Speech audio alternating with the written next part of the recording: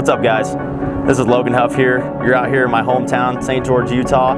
I race Pro ATV for Fast Company Flex Handlebars, and this is Behind the Off-Road.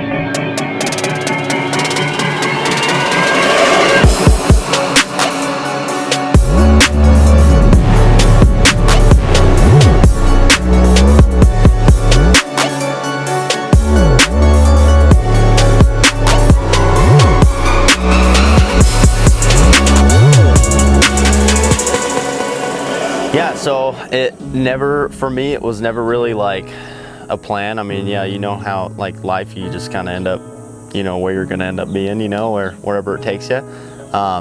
Going back in a little bit of family history, my grandpa was like a world champion, European motorcycle racer back in like the 80s and like the 70s, like back when like Makos and Triumphs and Harleys, that was a big deal. He's a big deal flat track racer, and you know, I mean, with racing motorcycles, you end up getting hurt, you know, I mean, it's part of the sport, you know, and, you know, the grief and frustrations that come along with that. My grandma dealt with him and, you know, took care of him along the way and all that. And, you know, my mom saw that, of course, you know, along the way too. Her brother, my Uncle Brian, Brian Nelson, yeah, he ended up getting into that. You know, I always saw racing, and, you know, we always kind of rode because, yeah, I ended up having that little Casilla 90, and we'd go on like little family rides. We lived out in the desert, not really in like a paved neighborhood. So we'd just go out in the front yard and go out into the desert across the street and go riding and stuff like that. Ride 2-up on the quads and go putt around, you know. And yeah, my mom never allowed it. With the injuries, her brother getting hurt, she still worries about me. She's like a train wreck, total nervous wreck in the pits at the races still to this day. But it's okay, you know, she cares, she loves me. I get it, you know. I don't have kids myself, so I don't really know what it'd be like, but yeah, she never allowed it. So once I moved out, went to Phoenix, Arizona to go to MMI, Motorcycle Mechanics Institute with my buddy Bryant Curtin and Cody Wilson, and kind of started life on my own down in Arizona in the Phoenix area. And I was like, dude, I'm gonna go race quads. Like, and I kind of pushed that. And you know, the whole reason I went to MMI was because I quickly realized I needed to learn how to work on my quad. I was like, dude, if I'm going to race these things, I need to be able to service it, because I remember I had a top end that I had to do. I blew up a motor on my 450, and it was like $1,800. And the dude didn't even do a good job when he built the motor. It was leaking coolant, and it never ran good. Who knows if he even put a new cylinder on it and what was actually on the invoice, you know? So there's always things like that happening. I just had to take control, you know what I mean? So I ended up going to school, and I just pursued the whole passion kind of on my own.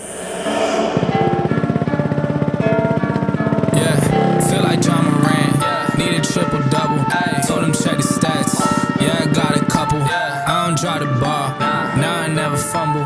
I'm the MVP, now I feel like Russell. Feel like John Morant, need a triple-double. Told him check the stats. Yeah, I got a couple. I don't drop the ball, now I never fumble.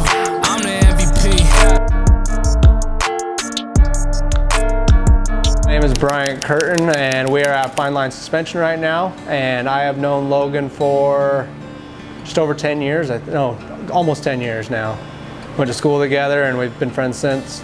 I don't like really working on other people's stuff sometimes, and that's kind of a trust you have to build with people. Is if you work on it, you gotta know that it's gonna make it through the race and all that. And especially like to be his pit guy, it's like if I mess up in the pit, there's so many eyes on me and stuff, and so I gotta make sure that his race isn't slowed down by me. I'm not causing him to get a penalty by being stupid in the pit.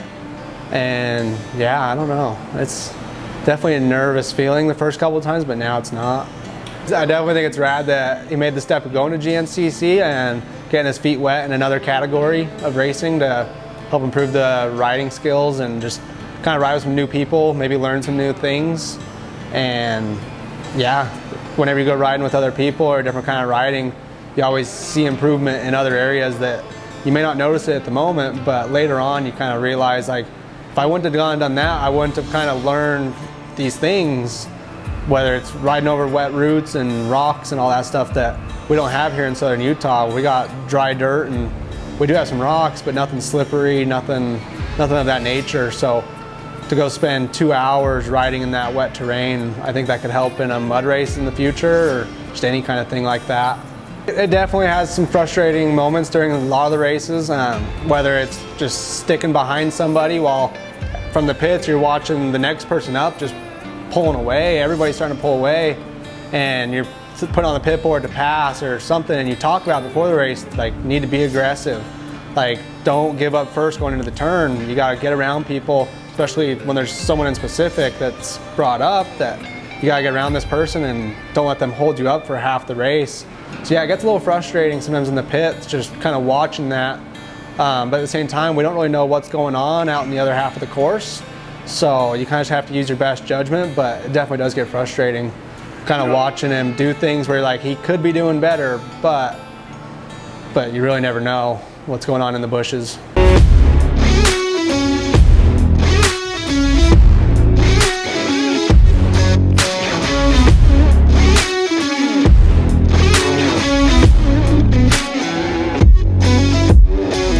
All right, yeah, we're getting out today. Oh, hey guys, it's Logan Huff here with Fast Company. Thanks for coming by. Well, let me show you around.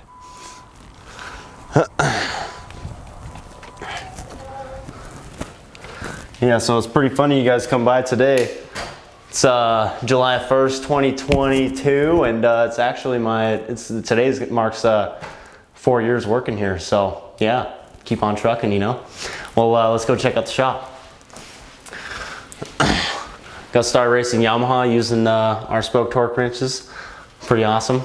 And yeah, check out the sales office right here. It's where the magic happens. I'm on the front lines on the phones alongside with Jason Parsons. We're answering emails, putting in dealer orders, sales orders, technical questions, anything that anybody might need. We definitely handle it first thing in there. Keep on coming with me.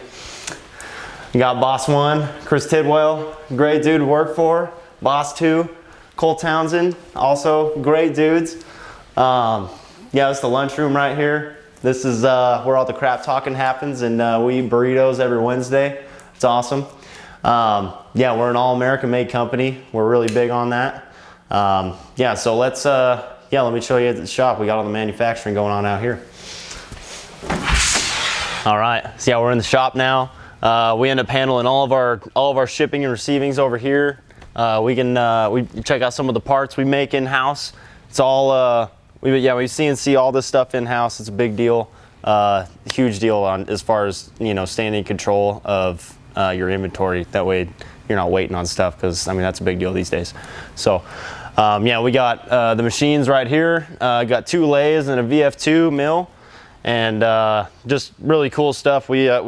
I mean, just check it out. For example, we got this bar stock right here. We'll mill this out in this little jig right here into a crossbar. So pretty rad. And it goes through a couple other finishes as well before it goes on the bar, of course, but that's where it starts. So yeah, and I wouldn't run any other bars. I've been with Flex bars since 2012, way before I started working here 4 years ago. Yeah, so back in 2012, I only had 1 quad, and it was like the best thing since sliced bread once I got the Flex bars, and I just loved them, you know, and rode with them for about 5-6 years, you know, and then I finally got to the point in my racing career where I had a practice quad. And I had 2, you know, and you know, an all-American made product. I mean, it's, you know, something you got to pay for sure. It's definitely a little bit more of a high-end product. So it was just tougher for me to make it happen, you know, for both bikes right away.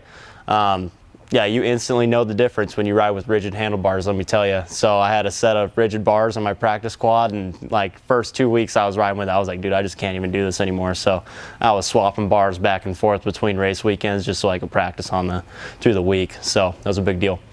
And yeah, yeah, it's awesome. Yeah, so we got the lathes right here, and yeah, these things, man, they're just turning and burning. You guys came at a good time where everybody's on lunch, so it's pretty mellow around here, but Yeah, it's good stuff. Yeah, Fast Company, they're going to be my title sponsor. Definitely going to be my biggest sponsor of my racing program. I don't just work here and do trackside support, but they cover my way and make sure that I'm at every race, and whatever it takes through the week. If I need to take some time off for a day or spend some extra time at my house and in the shop and get my quad ready to go or load up to go to the race a day early, or whatever it takes, I'm there to race. Dude, with that being said, we're sitting here not, we're just talking about it. So, let's get some motos in. Let's go ride.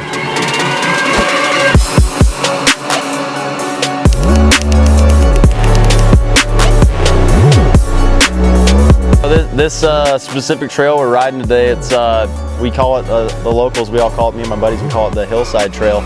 It's something that I've ended up testing on for a couple of years now, since I've really started splitting hairs in the pro class.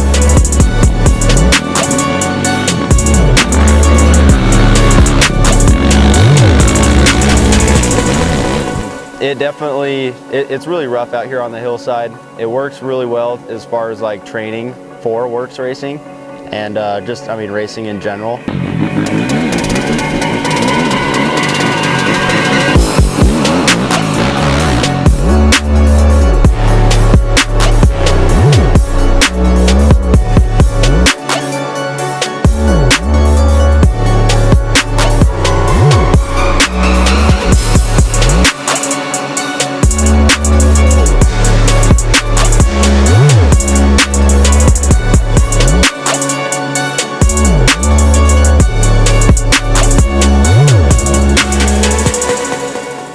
I'm Cammy Huff, and I'm Logan Huff's mom. Just a fun kid. Like during school, he was always like class clown. Teachers were always calling me like, okay, need to have a little meeting, and just everybody loved him, and he was more entertaining to the class than the teacher. So we just had to kind of, yeah, like here's the teacher's desk, Logan's desk right here, just kind of trying to keep him in check, but everybody loved him, yeah. As soon as he gets to the start line, it's just always your heart's just beating real fast, and just hoping it all goes well, and